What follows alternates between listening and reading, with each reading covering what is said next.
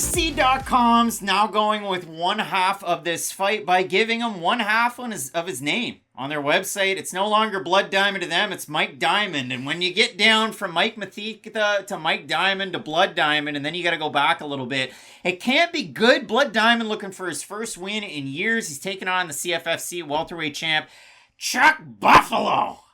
Charlie Radtke. Matt, I think this is a really fun fight because for Mr. Buffalo, he used to be a lightweight. He was bad at lightweight. And then all of a sudden he becomes a welterweight. He's 3-0 in that weight class. He's really gained quite a bit of stock there. His last loss to Jacob Montalvo, who's a pretty darn good fighter. Before that, you go down through the list, even Radtke's losses, they're a little bit forgivable if you just go by name value. One back in Bellator to Chris Gonzalez, who went on to do some pretty darn big things. And Austin Hubbard, who was 2 wins away from becoming the LFA champ and then getting into the UFC. So when you go back and watch tape on both these guys, Matt, for Blood Diamond, I mean, he had the one fight in glory. It was a loss, but a really good kickboxing record. What was he? Something around 52-14 with 17 knockouts.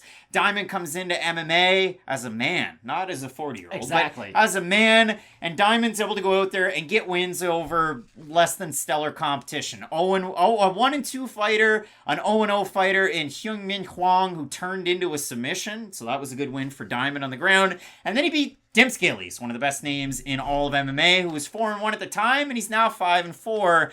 But for Diamond, even going back and watching the Dimskillies fight, he gets held back a little bit up against the cage, withstands some adversity, wins out in the striking. There was 29-28s were out there in those Diamond fights. But then you look at Blood Diamond in the UFC. You have the controller loss moment for Jeremiah Wells, where he runs the opposite way into the cage and then runs himself into Blood Diamond. You have the fight against Orion Kosi, where Kosi wins the first, Diamond rallies in the second, and in the third it's a sloppy mess, and Kosi wins on all 3 scorecards, so he gets it done. But again, we haven't seen the best out of Blood Diamond. He's 35 years old. I've seen him corner other fighters that are on this card, including Kevin Jousset when he won his welterweight title in his last matchup. But for Blood Diamond in a fight like this, you're taking on Chuck Buffalo in Charlie Radtke's UFC debut. We can refer to him however we please, I guess. But when you look at Radtke just on his Instagram bio, it is, and I quote, head jiu-jitsu coach, Team Evolution Naples.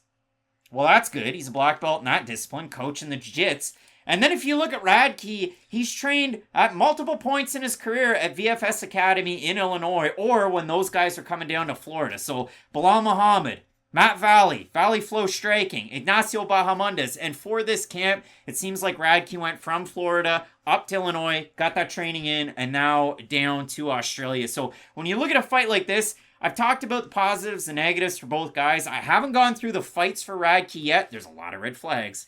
But it was a fun rewatch on the rewatch. Oh, this fight's going to go one of 2 ways. It's either going to be terribly stale to watch, or it's going to be fight of the night. Like, there is a chance where if Radtke, let's say he clips Blood Diamond with a left hook, because he's got a filthy left hook on him, and Blood Diamond is able to somehow recuperate and fire back with his own shots, then I think we will have a phenomenal fight ahead of us. But you did bring it up a little bit when you referenced the fight against Kosi.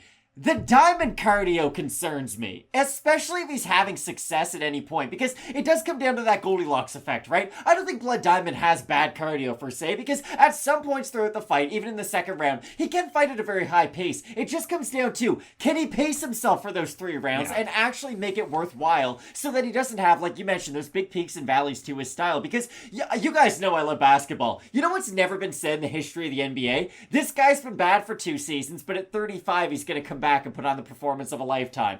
Those words have never been... Patrick Ewing, when he got traded to the Orlando Magic, even Magic fans weren't saying, we're getting 85 Jamaican sensation. And I love Patrick Ewing. Shout out the former head coach of Georgetown. But for Blood Diamond, I am a little bit concerned that the holes are just so imprinted into his game that we can't really teach the old dog new tricks. Because at 35 years old at 170... it's not a weight class where you often have guys in their late 30s, early 40s having a lot of success, especially not fighters like Blood Diamond, who is such a specialist who has a lot of room to grow in the other areas of his game. And if you watch the Radtke fights, I said he was 3-0 in his last number of fights at welterweight. All 4 of his last fights were at welterweight, 4-0 there. You look at the weigh-ins, though, he typically weighs in under the 170. I've seen him at 171 at one point, but 169.5 his last time out, 168.8. He's taking on Raheem Ford. Haqparast, who was the champ over CFFC. And early, forces clipping him with the right hook, clips him with the right cross. He stuns him at multiple points. Radtke's able to kind of withstand some of the adversity. And in some of the takedown attempts, Radtke's able to get an advantageous position.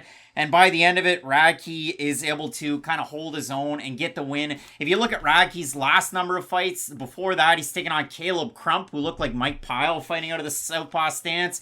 Caleb Crump sounds like the name of a kid who'd get trapped at Willy Wonka's chocolate factory. It was quite the hair. And Chick Magnet Punk, no longer with AEW, on the call for all these fights. Backstage stuff going on, allegedly. But a fight. When you look at Radtke in that fight against Crump, it almost looked like a step back jab, and then Crump's down, and then the second strike that lands, down goes Crump. It looked like a jab, but there was a little bit of a hook to it, and he drops Crump again. The trouble I have with Radtke, again, the fight before the Crump fight, he's taking on Jonathan Piersma. Piersma was pressuring a lot of the action. I know it's a split decision win for Radtke, but if you go and you look at it, I had 2 rounds to 1 for Radtke for sure, but Piersma with the takedowns. Piersma got the back at one point in the first round. The fight before that, Brandon Lopez is able to finish him, a 3-2 fighter.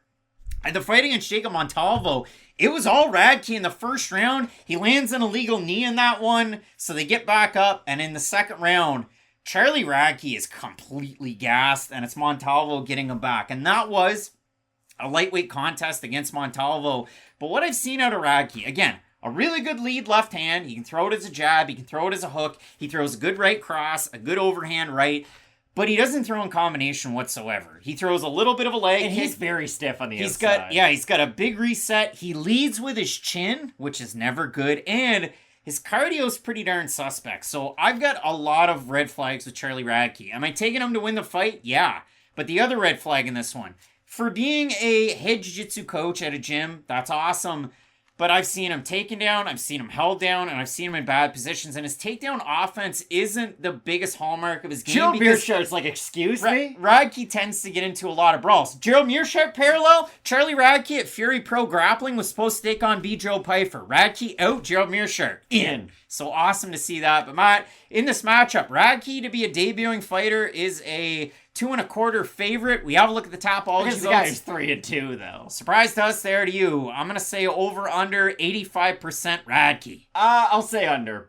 Chuck Buffalo under 978 total votes, 79% Radtke, 67% by submission for the 21% that have Diamond, 59% by knockout. Matt, Charlie Radtke fights a lot like Orion Cosey. I'll take him to win this fight, but his striking defense scares me. Chuck Buffalo sounds like he could be an MMA fighter, policeman, spaceman. No, he sounds like he picked his nickname from listening to the song Sick Bubblegum by Rob Zombie. And he went, what rhymes with Sick Bubblegum? Chuck Buffalo. That's pretty good. Yeah, go with that. Bad. I've got Radtke in the matchup. It should be a fun fight, though. Like, these guys, I don't think offer the highest ceilings in the welterweight division, but this matchup itself should make for a very exciting fight. Look for the Chuck Buffalo Kimura sweep. The guy loves it in his fights. Matt, a big-time fight at 170. Both of us going with Chuck Buffalo to get the win. Some big-time fights in this card, including Jack Jenkins looking to kind of pull ahead of the rest of the Australian fighters. You're not going to want to miss it. Keep it locked in with Fight Night Picks, we always say. Let's get into it.